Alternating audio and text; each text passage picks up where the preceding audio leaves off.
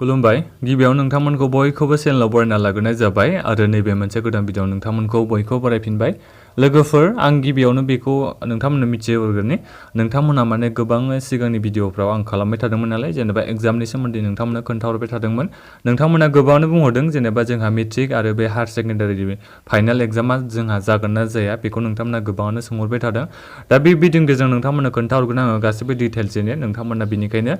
भिडिअखौ जोबजासिम नायबानो जाबाय जोंहा बे मेट्रिक आरो हायार सेकेन्डारिनि फाइनाल एग्जामा देग्लाय जागोन ना जाया आं बेखौ नोंथांमोननो खोन्थाहरगोन बेनिखायनो नोंथांमोना भिडिअखौ जोबजासिम नाय ओमफ्राय लोगोफोर नोंथांमोना चेनेलखौ साबस्क्राइब खालामबानो जाबाय जाहाथे नोंथांमोना सानफ्रामबो बेबादिनो एग्जामनि आपडेटजों लोगोसे साख्रिनि आपडेटखौबो मोनबाय थानो हायो चेनेलखौ बेनिखायनो साबस्क्राइब खालामना लाबानो जाबाय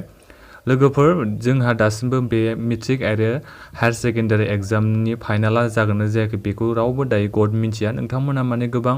इउटुब भिडिअफोर नायदों जानांगौ जोंहा मेट्रिक आरो हायार सेकेन्डारि एग्जामा जानाय नङा होननानै गोबां नोंथांमोना भिडिअ नायबाय थादों जानांगौ इउटुबफोराव नाथायबा बिथांमोनाबो दासिम फाइनालि बुंनो हाया जेनेबा बे मेट्रिक आरो हायार सेकेन्डारि एग्जामा देग्लाय माने जागोन ना जाया एबा पस्टपन जागोन बेखौबो बिथांमोनाबो बुंनो हाया दा बे भिडिअनि गेजेरजों आं नोंथांमोननो बेखौनो खोन्थानो सानदों लोगोफोर नोंथांमोना दायो जायफोर बिथांमोना मेट्रिकनि फाइनाल होनांगौ दङ हायार सेकेन्डारिनि फाइनाल होनांगौ दङ नोंथांमोना फरायनायखौ खम खालामनाङा नोंथांमोना फरायनायखौ मालाबाबो खम खालामथारनाङा जेब्लासिमहालागै जोंहा एग्जामा पस्टपन जाया एबा केन्सेल जानायनि नटिस फैया अब्लासिम नोंथांमोना फरायनायखौ खम खालामनो नाङा जेब्ला नोंथांमोननो आङो जेनेबा कनफार्मेशन जागोन जेब्ला जेनेबा पस्टपन जायोबा एबा केन्सेल जायोबा बिथांमोना मोनसे नटिफिकेशन रिलिज खालामो गावसिनिफ्राय अब्लासो नोंथांमोना फोथायनो हागोन एबा आंबो भिडिअ खालामनो हागोन नोंथांमोननिसिम जेनेबा जोंहा मेट्रिक आरो हायार सेकेन्डारि एग्जामा जोंहा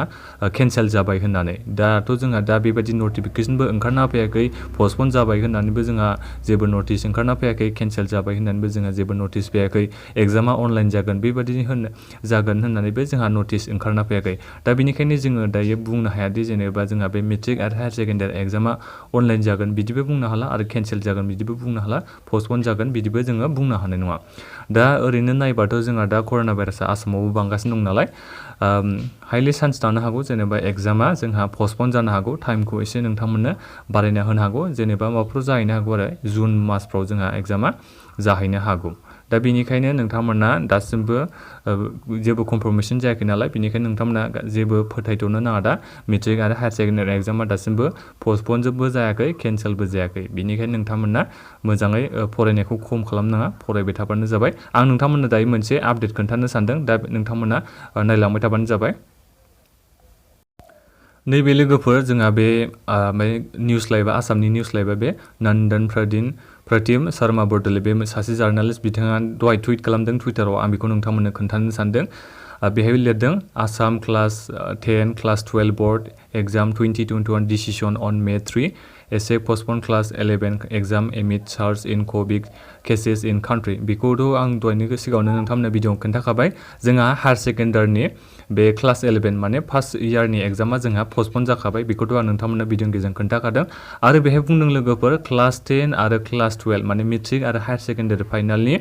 एग्जामा जागोन ना जाया बेखौ गभर्नमेन्टआ डिसिसन लागोननो मेनि 3 थारिखआव बिथांमोना डिसिसन लागोननो एग्जामा जागोन ना जाया एबा केन्सेल जागोन ना पस्टपन जागोन बेखौ गभर्नमेन्टआ डिसिसन लागोननो मेनि 3 थारिखआव अब्ला नोंथांमोना नेनानै थाबाय थानांसिगोन हायार सेकेन्डारिनि क्लास 11नि एग्जामाथ' पस्टपन जाबाय बेखौथ' आं नोंथांमोननो खोन्थाहरखादों दा बेनिखायनो नोंथांमोना मेट्रिकसिम नेनानै थाबानो जाबाय क्लास 10 फाइनाला जागोन ना जाया 12 बोर्डनि एग्जामा जागोन ना जाया बेखौ नोंथांमोना मिथिनो थाखाय दा बेनिखायनो चेनेलखौ साबस्क्राइब खालामना लाबानो जाबाय जेब्ला नोंथांमोननिसिम माने नटिफिकेशना ओंखारना फैगोन अफिसियेल नटिफिकेशना फैयोबा नोंथांमोननिसिम आं मोनसे भिडिअ बानायनानै खोन्थाहरगोन मोजाङै फुरायै डिटेल्सै आं नोंथांमोननो खोन्थागोन दा बेनिखायनो नोंथांमोना चेनेलखौ साबस्क्राइब खालाम ओमफ्राय लोगोफोर दा जोंहाथ' रिजाल्टआथ' मेआवसो होगोन नालाय मेनि 2 थारिखआव आसाम एसेम्बलि इलेक्सननि रिजाल्टआ दा बेनिखायनो बिथांमोना बे आसामनि क्लास 10 आरो क्लास 12नि एग्जामनि माबाखौ डिसिसनखौ लानो हायाखै होननानै बिथांमोना सिगाङाव बुंबाय थाखादों बे आसामनि बे इडुकेसन मिनिस्टाराबो हिमन्त बिश्व शर्मायाबो बिथाङा बुंबाय थाखादों जेनेबा जेब्ला आसाम एसेम्बलि इलेक्सननि रिजाल्टआ मोनगोन अब्लासो बिथांमोना बे बर्डनि एग्जाम माने क्लास 10 क्लास 12नि फाइनाल एग्जामनि डिसिसनखौ बिथांमोना लानो हागोन होनना बिथांमोना गोबां माने मिडियानि गेजेरजों सिगाङावबो बुंबाय थाखादों नोंथांमोना बेखौ मिथिदों जानांगौ दा बेनिखायनो बिथांमोना डिसिसनखौ मेनि 3 थारिखआवसो लागोन आरो माने एग्जामखौ बिथांमोना लानो हागोन ना हाया हाइलि चान्स थानो हागौ लोगोफोर जोंहाथ' माने गुवाहाटियावथ' दा गासिबो बन्द नालाय स्कुल कलेज गासिबो बन्द जानानै दङ दा बेनिखायनो बे आसामनि 10, 12नि एग्जामा बोरै जानो हागोन जेनेबा बन्दआवथ' 11 थारिखसिम बन्द नालाय दा बेनिखायनो बे हाइलि चान्स जानो हागौ जोंहा एग्जामा पस्टपन नङाबा केन्सेल जानो हागौ अनलाइनैबोथ' जानो हानाय नङा बांसिन जोंहा गामियारियाव मानसिफोर दङना एग्जाम होग्राफ्रा दा बिथांमोननिया नेटआथ' प्रब्लेम जायो नालाय बेनिखायनो बे एग्जामा जोंहा अफलाइननो जानो हागौ नाथायबा बे एग्जामा दा थाबै जानाय नङा जेब्ला कर'ना भाइरासआ खम जागोन आसामाव अब्लासो बिथांमोना बे क्लास 10, 12नि एग्जामखौ बिथांमोना लानो हागौ दा बेनिखायनो बे एग्जामा पस्टपन जानो हागौ दा जानो हागौसो होनना बुंदों दा कनफार्मेसन जायाखै नोंथांमोना मेट्रिकसिम नेबानो जाबाय आं भिडिअ खालामनानै नोंथांमोननो खोन्थागोन दा बेखिनियानो लोगोफोर दा नोंथांमोना बेनिखायनो फरायनायखौ खम खालामना फरायबाय थाखाबानो जाबाय बे क्लास 10आव फरायनाय स्टुडेन्टफ्रा आरो क्लास 12आव फरायनाय स्टुडेन्टफ्रा फरायखाबाय थाबानो जाबाय नोंथांमोना एग्जामनि थाखाय रेडि जाबानो जाबाय जेब्लायबो दा बेखिनियानोमोन बेखौनो नोंथांमोननो मिथिहरनाय भिडिअखौ नोंथांमोना लोगोफोरनो शेयार खालामदो जाहाथे बिथांमोनाबो गासिबो मिथिनो हायो आरो माबाफोर सोंनांगौ दङबा भिडिअ कमेन्ट खालामबानो जाबाय गोजोन्थों लोगोफोर